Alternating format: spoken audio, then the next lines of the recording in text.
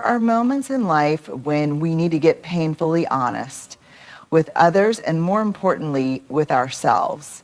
Not all wrongs are forgivable, not because we're incapable of forgiveness, but because some betrayals fracture something sacred, our sense of safety, our dignity, our self-respect.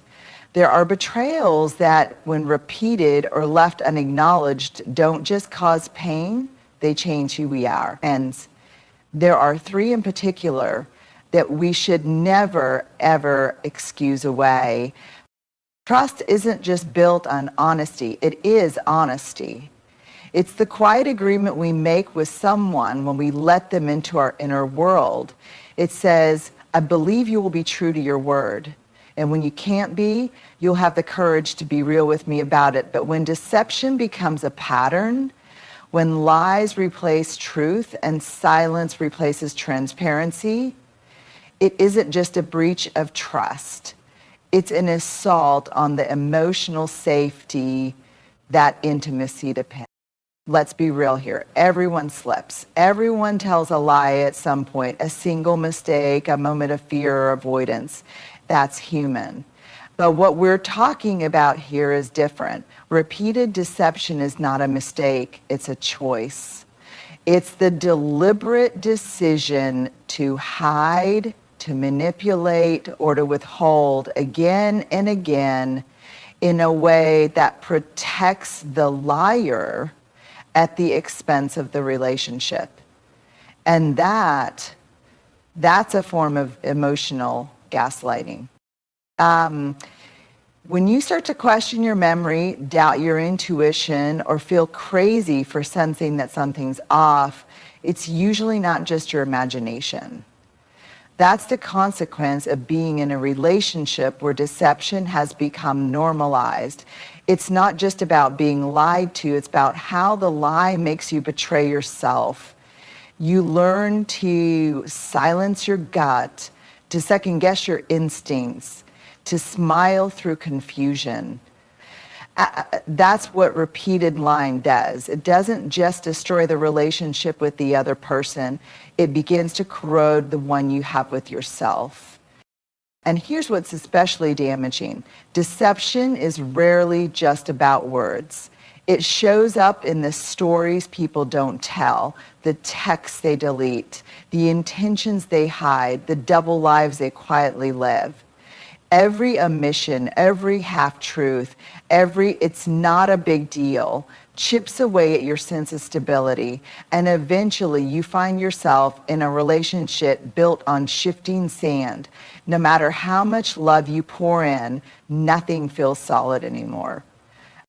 Some people will tell you to forgive and move on, but how do you forgive someone who refuses to be honest about the harm they caused?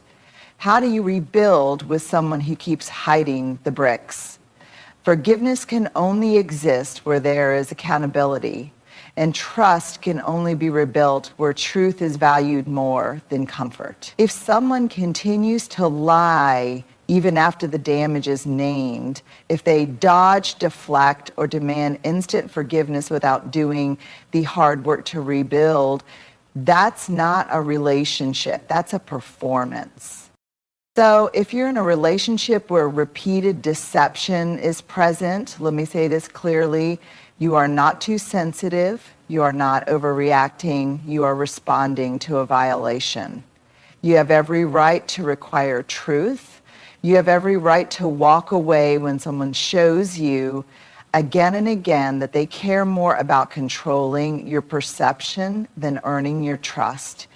Because love without honesty is just manipulation in disguise, and you deserve better than that. There's a kind of betrayal that doesn't leave bruises or break plates. It doesn't scream or storm out. Instead, it's quiet, invisible to the outside world, and yet it can feel like the loudest kind of abandonment you'll ever experience. Emotional abandonment happens when someone you deeply rely on, someone who claims to love you, turns away, checks out, or shuts down when you need them the most.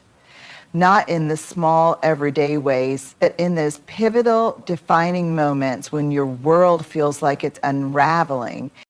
Maybe you've been there. You're standing in the aftermath of loss, grief, illness, job loss, miscarriage, trauma, and you reach out not just for help, but for presence, for comfort, for someone to say, I see you, I'm here. We'll walk through this together. But instead, you're met with silence, detachment, maybe even annoyance. They become distant, cold. They become cold. They become cold. They become coated with ice, coated with water, frozen over. To silence, come the weight of it all, alone. Let's be clear. This isn't about needing someone to fix your problems. This isn't about demanding perfection or constant cheerleading. This is about the kind of sacred presence we're supposed to offer the people we love when the sky is falling. Because relationships, real ones, are supposed to be shelters, not storms. When a partner, friend, or family member emotionally abandons you in your most vulnerable moments, it delivers a very specific message. Your pain is too much for me. And over time, that message becomes internalized. You start to believe that your emotions are a burden, that your needs are too big, that you're too much. And so you start to shrink. You stop reaching out. You learn to suffer in silence. And the saddest part, you begin to think that's normal. But it's not. It is not normal to cry in the next room while the person you love watches TV and pretends they don't hear you. It is not normal to beg for emotional connection and be told you're dramatic or needy. It is not normal to go through a crisis, death, depression, trauma, and feel more alone with your partner than without them. Emotional abandonment cuts deep because it touches the most primal part of us, our need to feel safe, held, and witnessed. We are wired for connection. When we're in pain, our nervous systems search for signs of co-regulation. Someone who can say, with or without words, you don't have to go through this alone. When that doesn't happen, when the person you promised to be there turns away, it registers as danger. It's a form of relational neglect. And yet, it's the easiest kind of betrayal to dismiss. Why? Because it doesn't leave obvious evidence. There's no fight to point to, no affair to expose, no cruel words to replay. Just 1,000 tiny moments of someone not showing up, not responding, not caring. And that kind of pain, it's hard to name, it's hard to explain, but it lingers. So let's name it now. If someone disappears on you when life gets hard, if they check out when you need them to check in, that is a betrayal. It may not look like traditional betrayal, but it is a rupture in the very fabric of connection. And the healing begins the moment we stop making excuses for it. Yes, people have limitations. Yes, people get overwhelmed. But there's a difference between someone who's doing their best and stumbling and someone who consistently refuses to sit with your pain because it makes them uncomfortable. One is human, the other is harmful. You are allowed to need support. You are allowed to ask for presence. You are allowed to say, I needed you and you weren't there. And if that person minimizes, denies, or turns it back on you, you're also allowed to walk away. Because true connection isn't tested when everything is fine. It's revealed in crisis. It's forged in fire. It shows up when things fall apart. Love doesn't always have the right words. It doesn't always know exactly what to do, but love stays. Love sits with you in the dark. Love doesn't vanish when it's inconvenient. So if someone left you in the dark and told you it was your fault for not lighting your own way, please hear this. It wasn't your fault. Your pain was never too much. Your heart was never asking for too much. They just weren't capable of giving what you deserve. And that's not a reflection of your worth. It's a reflection of their limitations. Let them keep their silence. You keep your light. You deserve relationships that stay. Some betrayals happen quietly, others happen in the spotlight. And the ones that happen publicly, those are the wounds that don't just hurt. They sting, they echo, they humiliate. Betrayal by public humiliation or exposure is when someone takes your private pain, your vulnerable truth, or your sacred story and weaponizes it. They might do it in a room full of strangers, in a heated argument, in a group chat, or with a flippant joke at your expense. They might dress it up as just being honest or just messing around. But make no mistake, this isn't banter. This isn't conflict. This is betrayal in its most exposed form. And it is deeply violating. Because at some point, you trusted this person. You shared something raw with them, maybe a fear, a trauma, a past regret, or an insecurity you barely spoke aloud to yourself. And instead of honoring that sacred act of sharing, they turned it into a tool, a punchline, a spotlight, a power move. And suddenly what was once just between the two of you is now out there, out in the open, in front of people who were never meant to know. Your pain becomes public property. Your shame is put on display. That's not just cruel. That's dehumanizing. And here's what makes it even more painful. You start to question yourself. You wonder if you're being too sensitive.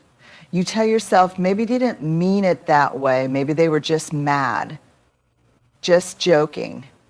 Maybe you were the problem for reacting at all. But let me say this as clearly as possible.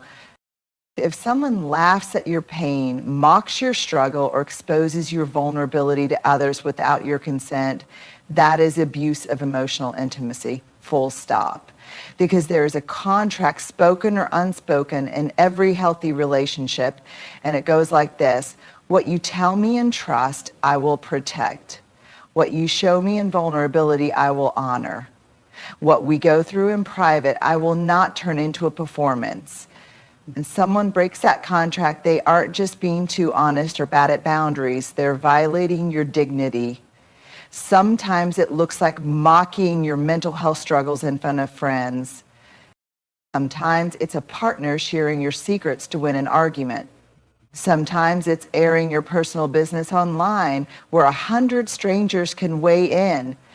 And sometimes it's more subtle, like someone rolling their eyes and making sarcastic comments when you open up about something that matters to you.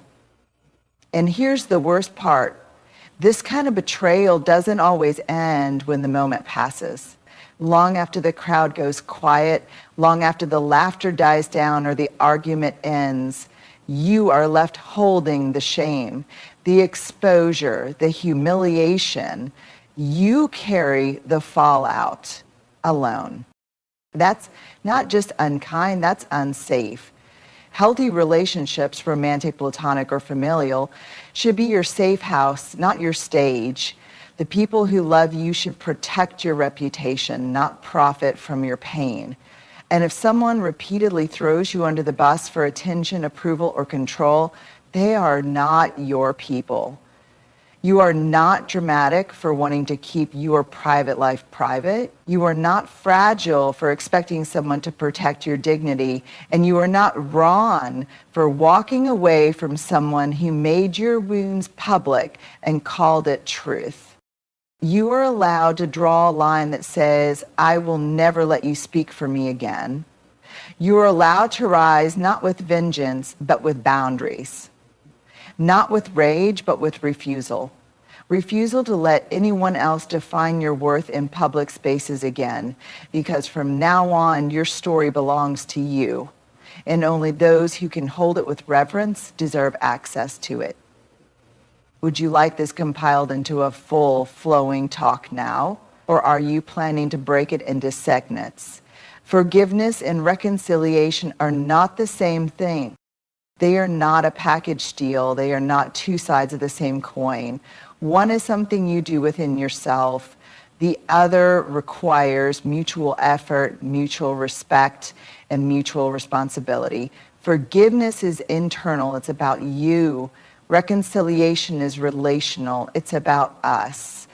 And far too often, people confuse the two. They believe that if you've forgiven someone, then you must also go back to how things were before. That if you truly let go of the pain, you should also let that person back into your life, your space, your heart. But that's the belief. It's dangerous because it pressures people, especially those who have been deeply hurt, to reopen doors they had every right to close. It suggests that your healing isn't valid unless you've made peace with the person who harmed you. That the higher road always involves reunion. Let me be very clear. You can forgive someone without ever speaking to them again. You can release the anger, the bitterness, the resentment, and still keep them blocked, distant, or permanently removed from your life. You can let go of the pain without pretending it didn't happen. Forgiveness is a decision to stop carrying what they did, not to pretend they never did it.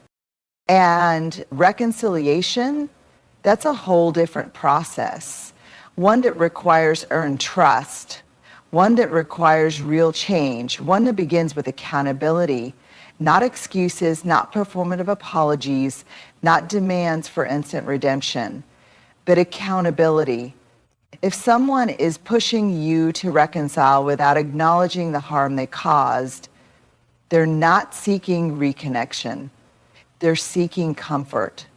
They want relief from guilt, not repair of the relationship. And that's not fair to you because you're the one who had to do the healing. You're the one who carried the scar. You're the one who had to rebuild your sense of safety, piece by piece. So let's stop glamorizing the idea that real forgiveness means welcoming them back. Sometimes real forgiveness means telling the truth about what happened and still choosing peace for yourself. Sometimes real forgiveness is walking away without bitterness, but also without a backwards glance. And look, this doesn't mean you have to be hard-hearted. You can have compassion for someone and still recognize they are not healthy for your life. You can wish someone healing and still keep your distance. You can hope someone grows and still say, just not in my space. That isn't cruelty, that's discernment. That's boundary, that's maturity. That's the wisdom that comes from being hurt but not broken. And here's the part no one tells you. Sometimes reconciliation actually delays healing because you spend so much time trying to smooth things over, trying to make it work, trying to be the bigger person, that you lose track of your own needs, your own story, your own truth. But real healing happens when you stop managing their emotions and start honoring your own. When you stop waiting for the apology that never came and start giving yourself the closure you needed. When you realize that choosing not to reconcile is not a failure of love, it's a celebration of self-respect. So if you're walking away from someone you've forgiven, don't let anyone tell you you're being cold or heartless. You're doing the bravest thing there is, choosing yourself without hate and choosing peace without pretending. Forgiveness is freedom. Reconciliation is a choice. And sometimes the kindest thing you can do for them and for you is to keep walking in different direction. We like to think that time heals everything, that if we just stay busy, stay strong, stay positive, we'll eventually move past the pain. But what we often forget or avoid is this: you cannot heal what you won't name. You cannot mend what you pretend didn't break. You cannot transform pain while you're still minimizing it. Healing isn't polite. It doesn't wear a smiley face or whisper, let it go. Healing is messy, it's raw, it's disruptive, and it always begins the same way, by facing what actually happened and calling it what it was, not what it should have been, not what they said it was, not what makes everyone else comfortable, but the real thing. Maybe that means admitting that what you went through was emotional abuse, even if they never raised a hand. Maybe it means acknowledging that your childhood wasn't just strict, it was neglectful. Maybe it means finally saying out loud that the betrayal you experienced wasn't just a mistake, it was a deep, repeated violation of trust. And yes, it's uncomfortable. There's grief in that honesty, because once you name the harm, you can't unknow it. You can't go back to pretending that the relationship was not that bad. You can't rewrite this story to make it easier to carry. But here's the truth. You are not dishonoring anyone by telling the truth about how they hurt you. You're not cruel for using the correct words. You're not dramatic for naming the damage. You're not disloyal for refusing to protect the reputation of someone who didn't protect your heart. There is no growth in denial. There is no peace in suppression. There is no healing in half-truths. And sometimes people around you won't want you to name the harm, because when you name it, they have to confront it.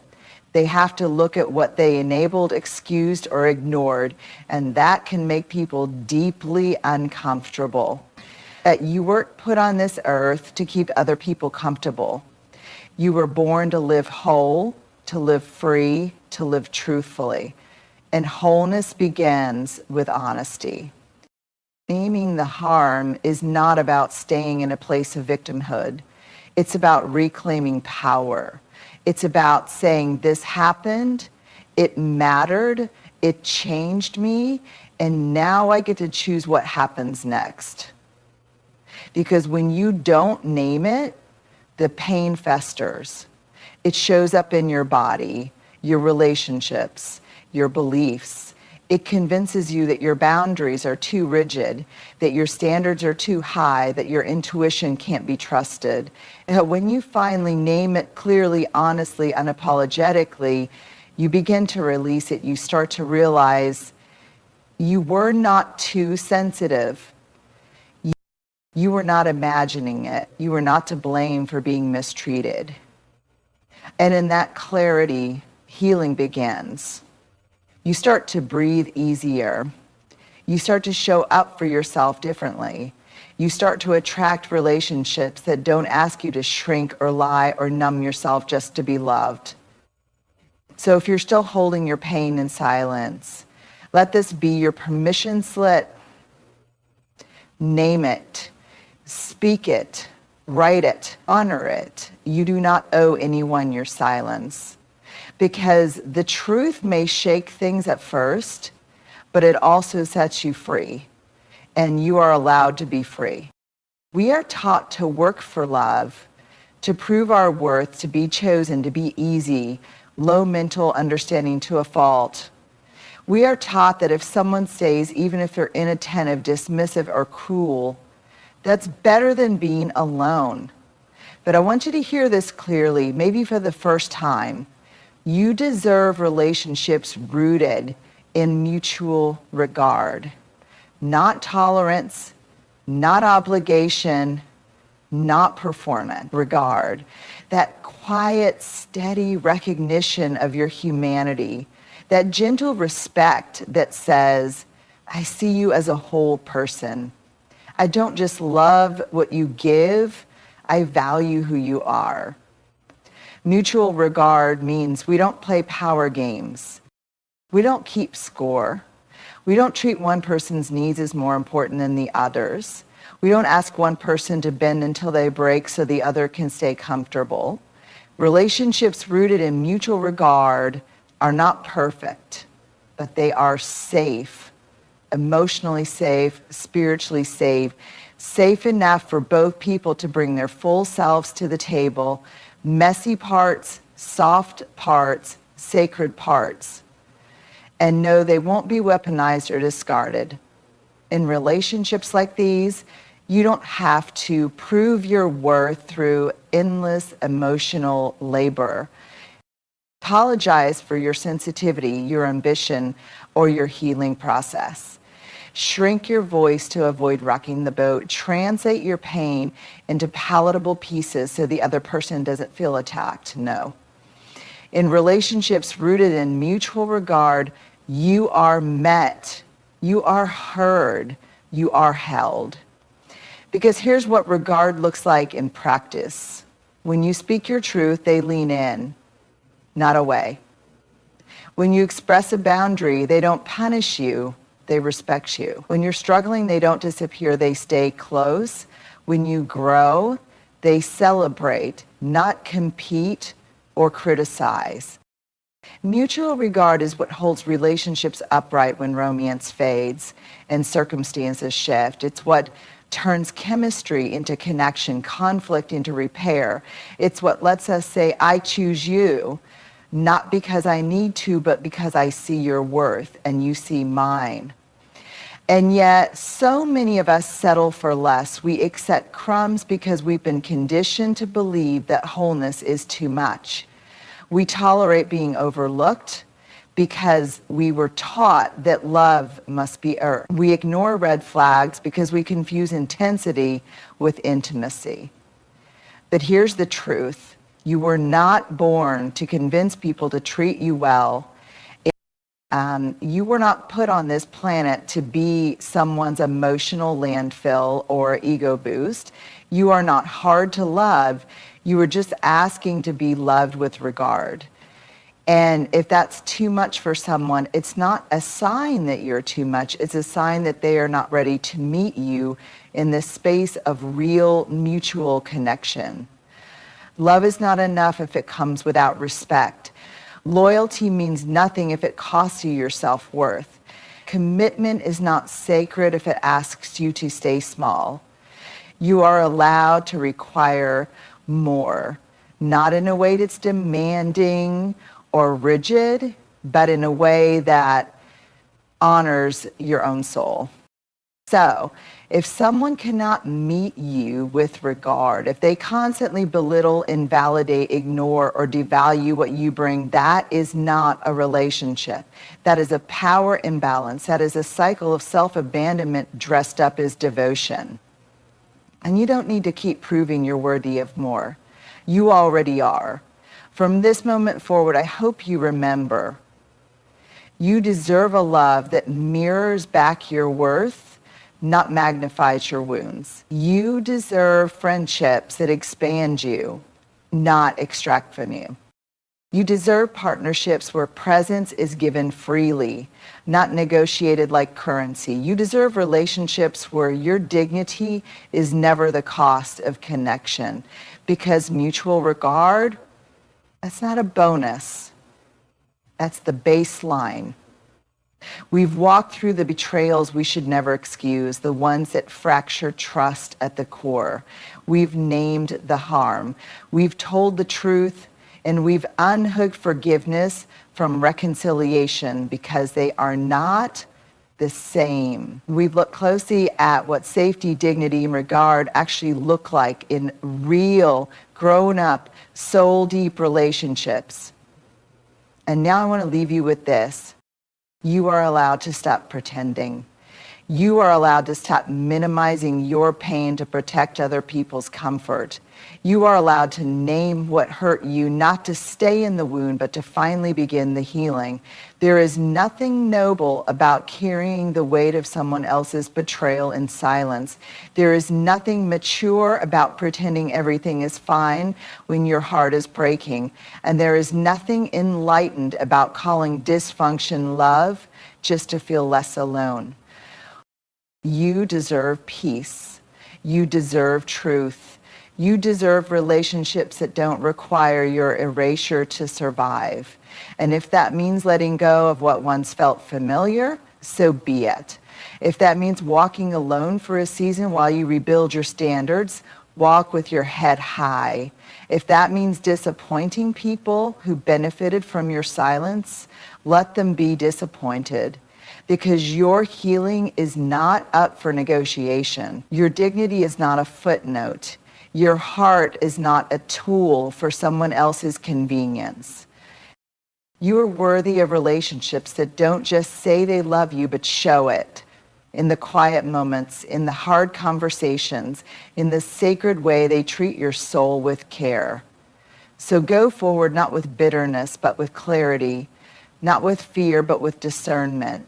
And not with the need to be nice, but with the audacity to be whole. You are not here to beg for love. You are here to become it, to embody it, to receive it fully and freely from people who know how to hold your heart with reverence. And those are the only relationships worth keeping.